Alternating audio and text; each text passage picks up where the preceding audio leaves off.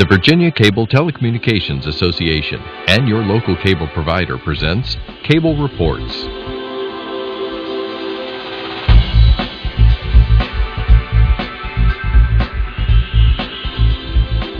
Join us now as Cable Reports brings you up to date on current issues facing the Commonwealth through discussions with your local legislators and other policymakers from across Virginia. Welcome from the General Assembly and the City of Richmond. I'm Woody Evans for Cable Reports and Comcast.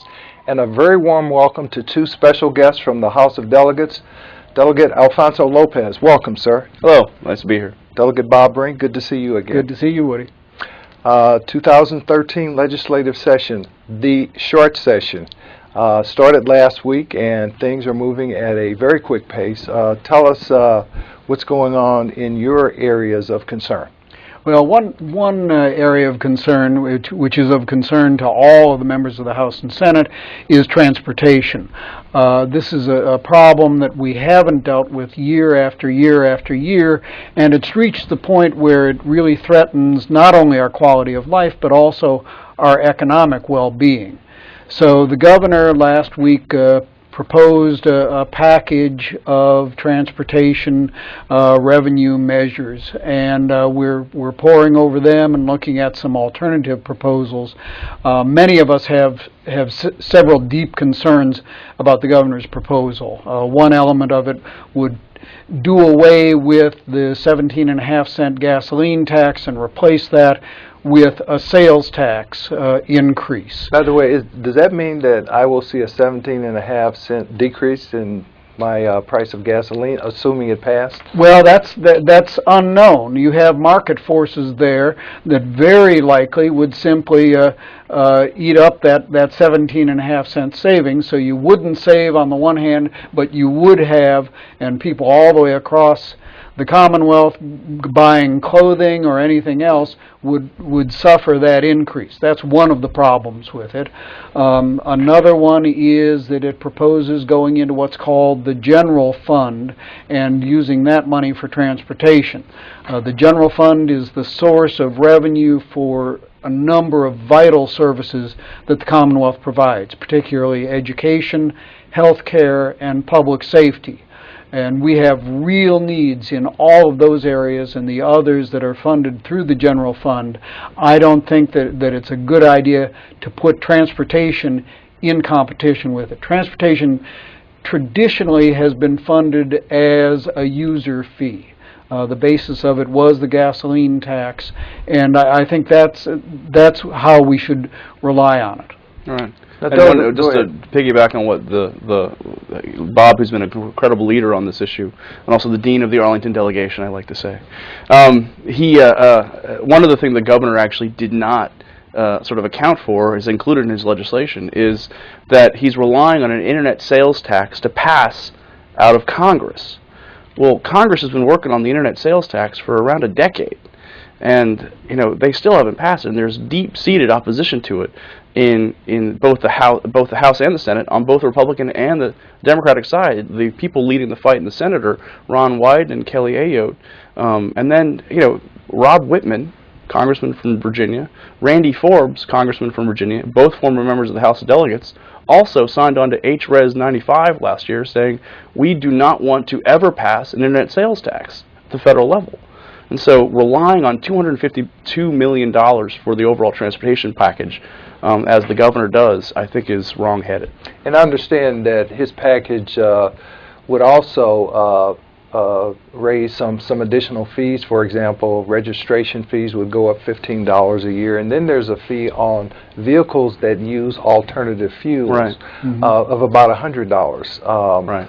There's two sides to that, Woody. There's two sides to that. One is you're sort of heaping a fee on top of people who are trying to do right by the environment, trying to do right by our state, and at the same time, you can also make the argument that, well, because they're using less in gas, they still are putting wear and tear on the roads, and so it's a balancing act there.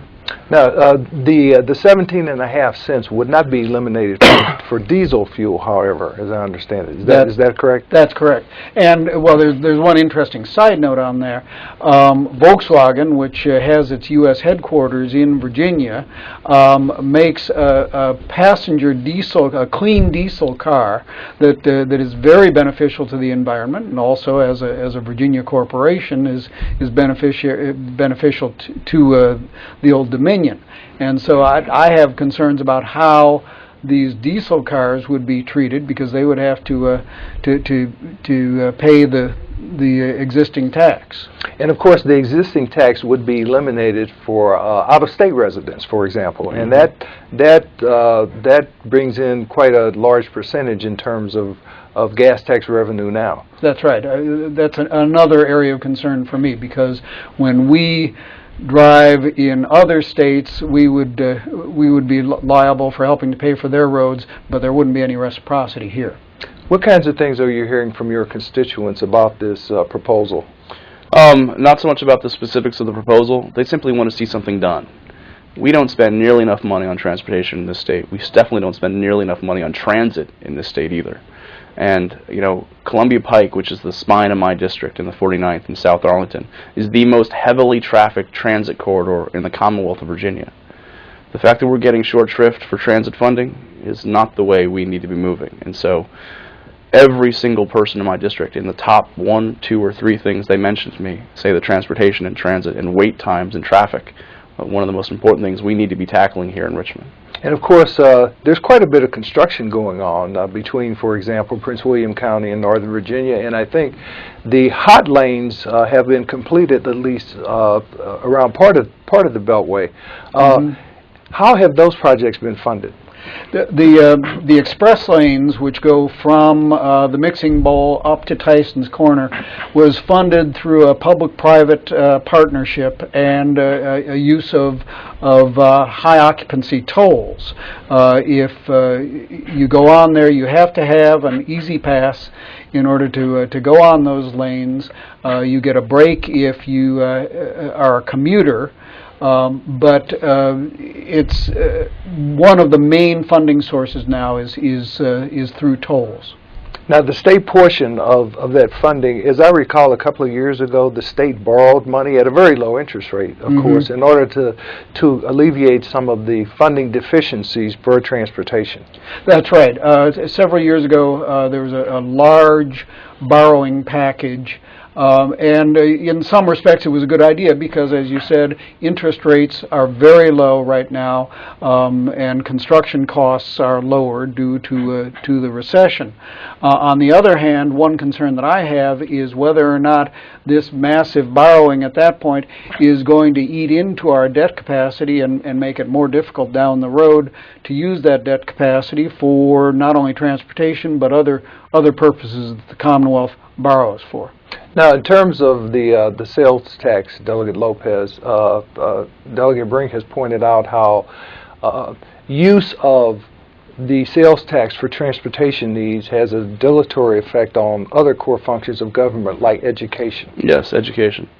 I agree. I agree with what Bob says on regarding that. And the fact is that, transportation is important, but we can't be doing it on the backs of our social safety net, our healthcare safety net, and especially not on the backs of teaching and education in this state. Let's talk a little bit about education because you have a Virginia Dream Act. Yes. Can you talk to us about that? Yes. I made a promise to myself and my community that the first bill I'd put in when I became a member of the House of Delegates was the Virginia Dream Act. And it didn't pass last year, and I'm going to pass it this year. Here's what it does. For an undocumented student who might be in this country through no fault of their own, might have been brought here when they were 2 weeks, 2 days, 2 months old, 2 years old, and know no other country, no other home except for Arlington, the United States of America, they would be eligible for in-state tuition at a public university in Virginia if they meet certain very strict criteria. They had to have been in the state for at least 3 years, had to have graduated or gotten a GED from a Virginia high school, had to prove, signing an affidavit, that their family or their guardian or they themselves have paid taxes for the last 3 years, and that also they are in the process of becoming a naturalized citizen. It's a very high bar, but we have a duty to pay for and invest in the education, the K through 12, for these children when they're in our communities. And these kids, in many cases, are excelling. They're doing incredible jobs. They're graduating as valedictorian at Yorktown High School. One young man who is from Ecuador graduated from Yorktown High School as the valedictorian. And he's getting offers to go to Ivy League schools, but he can't go to UVA because he can't afford in-state tuition. And he's finding out right when he's applying for financial aid that he's undocumented. Senator Kaine told us about the talent society. We need to actually embrace talent. We need to embrace that, because if we want to grow economically, if we want to develop this state, we need to be bringing the best talent in the world here. Well, when a kid who we educate, we invest in, graduates from our high schools and excels, but then can't go to a college or university in Virginia, they're going to go and take that full ride to Dickinson College or Elon or some Ivy League school. And there's a very good chance that they're not going to come back to Virginia. And so I think it makes economic sense as well as moral sense for us to be doing something on the DREAM Act. So these are young adults who are effectively citizens, without paper, so to speak. But they have grown up in this country, and this is the only country they know. This is their home. Right. Exactly. Right. Medicaid expansion. I know that's a big issue before the General Assembly as well. Talk to us about that. The Secretary of Health and Human Resources was before Appropriations Committee yesterday, and one of the main topics was whether or not and how to proceed with Medicaid expansion. The cost figures for doing this under federal health care reform have been revised downward dramatically. Their original projection was that it would be well over $1 billion. Now this cost is down to somewhere, I believe, around $137 million. It's getting more manageable. The administration's position is that Medicaid expansion should proceed only along with some form of reform in the Medicaid program. They're in dialogue with the federal Medicaid people. I hope that they'll come to a resolution, because Medicaid expansion makes sense in so many different respects. In terms of the quality of life of the some 400,000 Virginians who would have a regular medical home. Economically, they would receive care in a much more efficient setting as it is now. For many of them, the only time that they have medical care is in an emergency room, which is the least efficient possible way to provide medical care. So right across the board, it makes sense to expand Medicaid in this way. Also, for the first couple of years under health care reform, the federal government would pay 100% of the costs of these people coming into the program, scaled down to 90%, and so it would be economically beneficial for the Commonwealth in that respect as well. So do many of your constituents have concerns about this Medicaid expansion? Yes, actually, they're concerned about it because it affects them.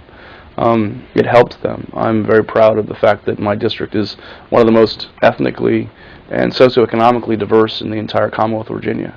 And this is going to affect the pocketbook of numerous, thousands of members of my district. Now, Delegate Brink mentioned the emergency room, where people who can't afford or aren't eligible for Medicaid now wind up. Are we paying through increased premiums for that anyway? Yes, we are. And so what we need to do is we need to right-size this whole process. We need to be smart about how we approach our health care. And the status quo is, it's just going to end up to a bankrupt process.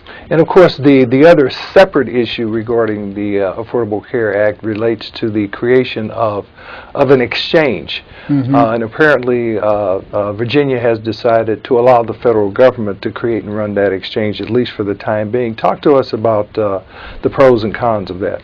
Well, in going to a federally run exchange, what Virginia loses is the ability to tailor a healthcare exchange, which would be like Expedia for healthcare, where you could go on and see what different policies were available, what different coverage was available. So I could go online and pick and choose between various insurance plans. That's right. And so by defaulting to the federal position, Virginia loses the ability to have a system that's tailored to Virginia's particular needs and its particular demographic profile.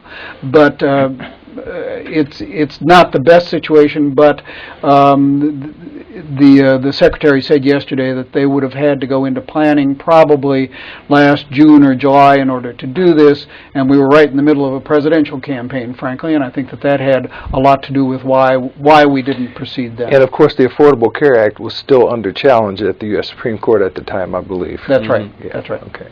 Foster care, I know, is another area that you have an extreme interest in, and I believe you're carrying a bill that's a companion to one that Senator Favola is carrying as well. Can you talk to us about that? That's right. We have a couple of bills that improve the foster care situation. One of the major problems with foster care is the point at which kids age out of foster care and become emancipated. And it's a question of whether or not they can go into independent status. And very often, at the age of 18, they say, I'm free now and I'm going to live on my own. And it's a question of whether or not they can come back into a foster care program, a supported independent living program. The issue is whether or not they can come back in after they realize that they do need some support and some assistance. And so what we're attempting to do is extend the time during which they can make the comeback decision. Great.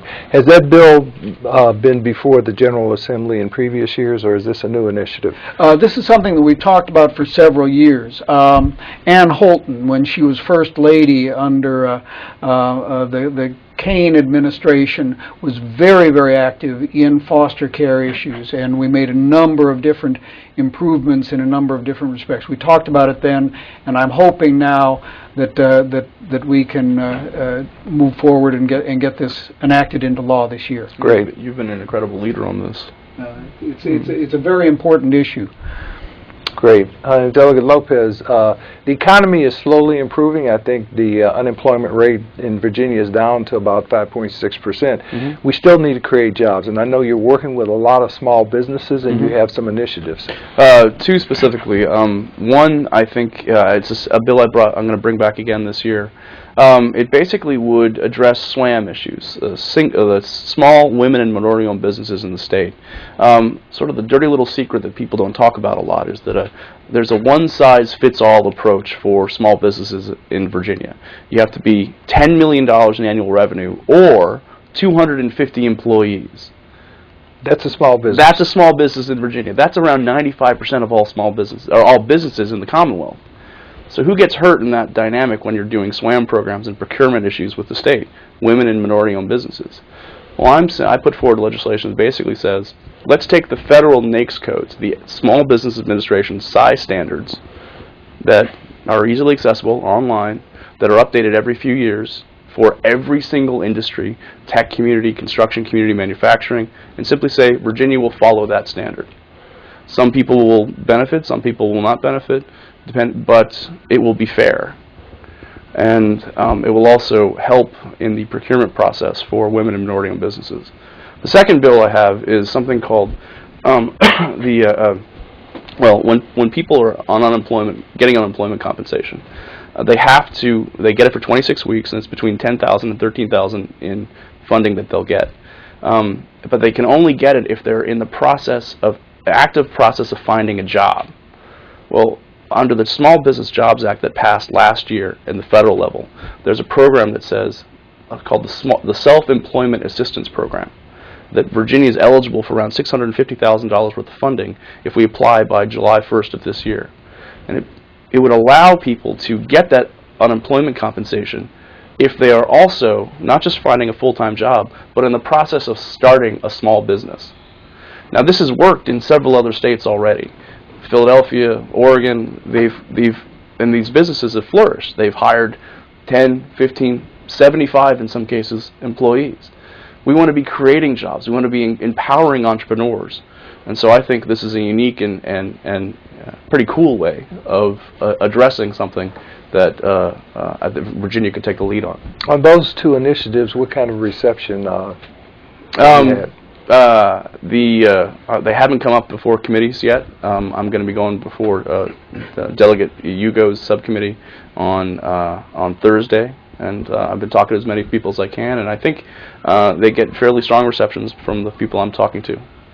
We're about to face another crisis at the federal level in terms of potential job loss, given the fact that especially in Northern Virginia there are a lot of federal employees, and throughout the state we have a lot of military installations. I know the governor talked about a contingency fund, but pending what's likely to happen in Congress or unlikely to happen, is there anything else the state can do? There's very little the state can do, and it's a shame that we're at the mercy of those people up in Washington who simply can't seem to get their act together. It's very distressing. As you noted, Virginia is very dependent on the federal government. For a number of years, through much of the Great Recession, the presence of the federal government, especially in Northern Virginia, was a good thing. It helped cushion the effect of the Great Recession. Virginia had lower unemployment than most of the other states of the nation because of that. But now, as the nation is emerging from the Great Recession, we have this uncertainty created by the fiscal cliff, by the possibility of sequestration, which would hit, as you said, not only Northern Virginia but Hampton Roads very heavily because of our military presence. And so we need to resolve that. Are you hearing anything from your constituents about that issue? It's mostly consternation about what's going on in Congress and what this might do, and sort of the willingness for many members of Congress to take us to the edge over and over and over again, unnecessarily. And I think that's not just, bad government, it's bad politics in the long run. Another radioactive issue that's before the General Assembly this year is the issue of the potential lifting of the moratorium on uranium mining. Lots of talk about the creation of jobs, but also a lot of talk about environmental and safety concerns. Talk to us a little bit about the puts and takes there. I got to tell you, I am so opposed to lifting the ban on uranium mining in this state. What they're planning on doing in Chatham is creating 119 million pounds of uranium waste. The National Academy of Sciences and the EPA have basically said that we have to remediate or keep from human contact all uranium waste for 1,000 years. A millennium. 1,000 years we're not supposed to touch any waste. 1,000 years, is that like the half-life of... And what we're talking about here is we have to, for a short-term economic benefit, we are going to be on the hook for paying for the waste and storing the waste in this area. And we get uranium from the arid Southwest. This is the Shenandoah Valley in the watershed of, downstream from Petersburg, Virginia Beach.